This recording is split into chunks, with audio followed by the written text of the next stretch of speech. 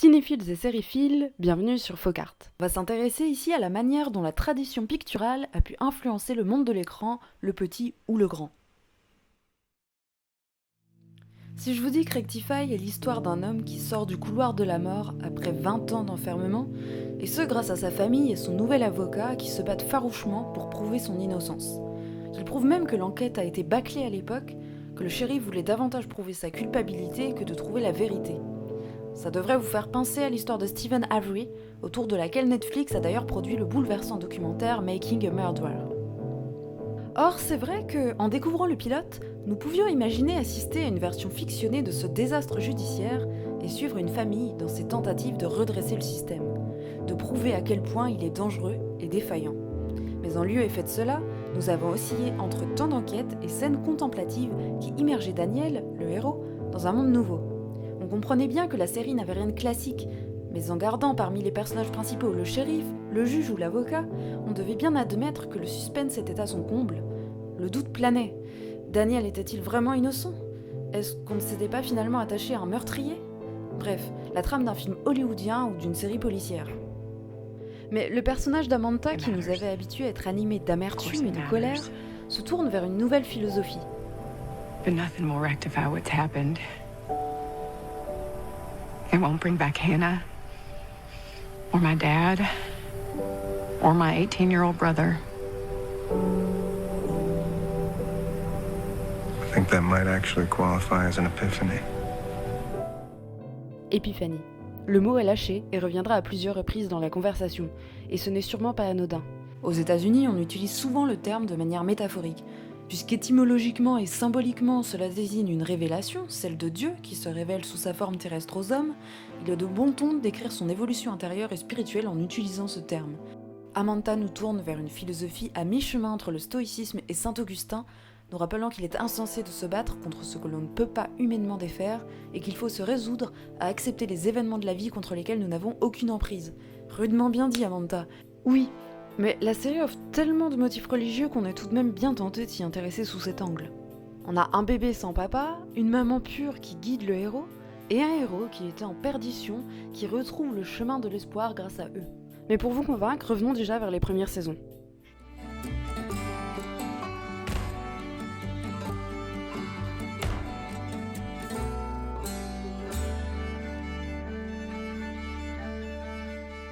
Ça saute aux yeux, il y a pléthore de motifs religieux dans Rectify. On commence par le motif baptismal qu'on retrouve à plusieurs reprises. L'une de manière directe dans la saison 1, c'était une jolie interaction entre Daniel et Tony, mais cela s'avéra sans succès puisqu'il se détournera de la religion en proie à ses démons intérieurs. L'autre apparition du baptême se fait dans le final de la saison 3 qui s'emploie à boucler un cycle. En se baignant dans l'océan, c'est-à-dire dans un milieu naturel et sauvage, Daniel retrouve l'essence de la vie. Il le répète souvent, Dieu est dans la pluie ou dans les fleurs plus que dans toute liturgie. Ce n'est donc pas l'institution ecclésiastique, construite par des hommes imparfaits et des cercles de croyants à l'esprit étroit, qui peut le rapprocher du spirituel, mais la nature elle-même. On se rappelle d'ailleurs des connaissances de Tony, qui ne brillaient que par leur superficialité et leur puritanisme abscon. C'est ainsi ce véritable baptême dans l'eau de mer qui lui permettra de retrouver la pureté qu'il avait avant d'entrer en prison, tout adolescent qu'il était, et de se reconstruire, ou même de se construire, puisqu'il n'a jamais pu accéder à l'âge adulte. Et cette idée fait beaucoup penser à la philosophie de peintre hollandais de l'âge d'or. Le divin flotte sur la vue de Delft de Vermeer, qui par ailleurs se passionne pour les petits riens du quotidien. C'est le XVIIe siècle, et les scènes de genre battent leur plein. Dieu est dans la terre, dans le souffle de l'air, dans le travail de la farine, dans le blé. Ce n'est guère surprenant, puisque les peintres protestants qui suivaient la doctrine calviniste n'avaient pas le droit de représenter les textes sacrés. On oublie donc la naissance de bébé Jésus. Dans La laitière, jeune femme à l'allure maternelle, on nous montre le fruit de l'agriculture, tant par le pain posé sur la table que par la colorimétrie qui privilégie des teintes naturelles telles que le jaune ou le brun.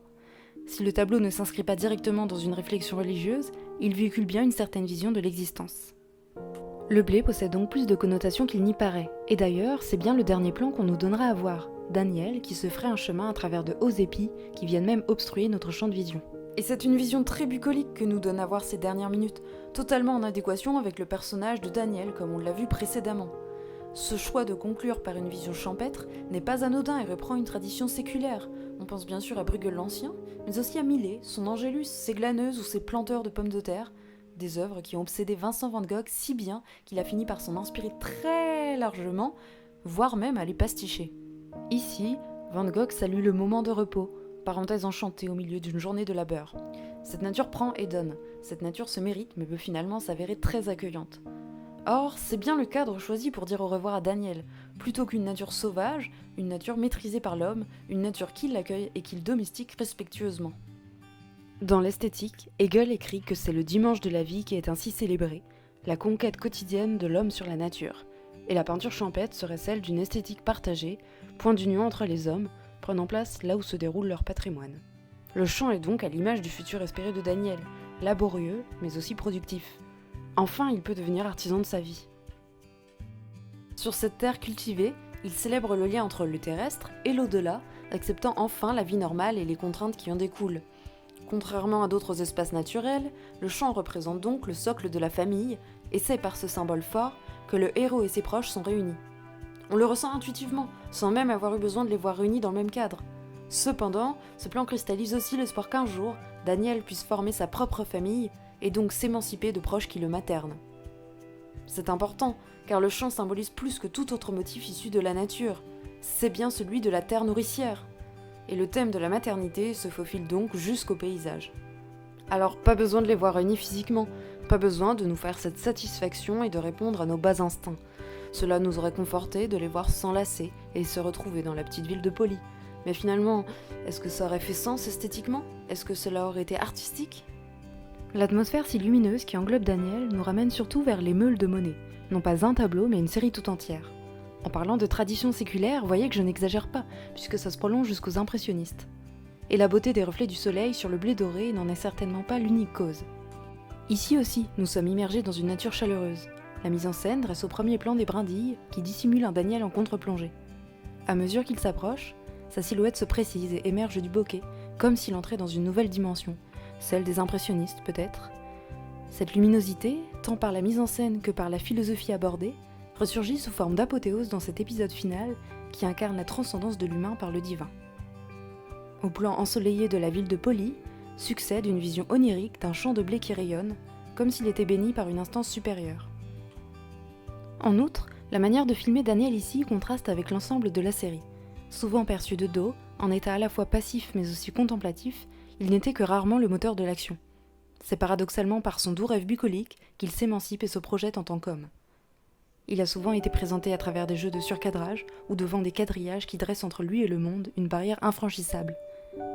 Cette posture contemplative que la caméra lui attribue souvent est aussi la matérialisation de la prison mentale dans laquelle il est toujours incarcéré.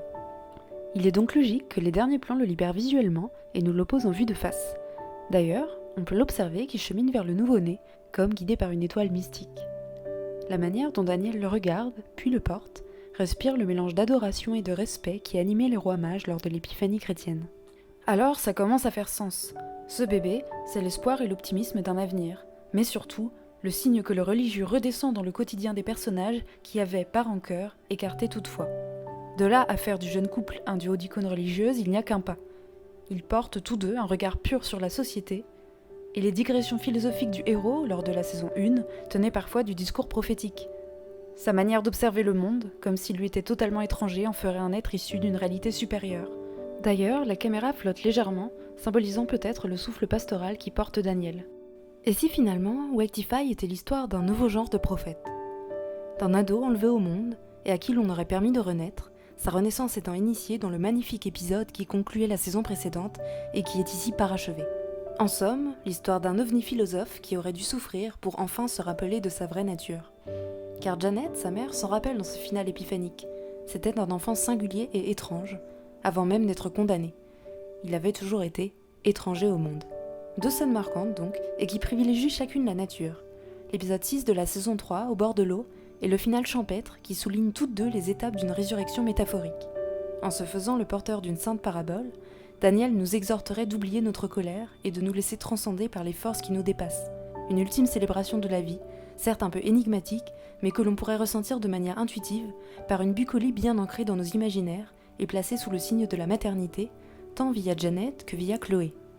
Plutôt que de faire de ce dernier épisode une session larmoyante d'adieu, Wes McKinnon a ainsi décidé d'en faire un ultime moment de communion, un moment spirituel.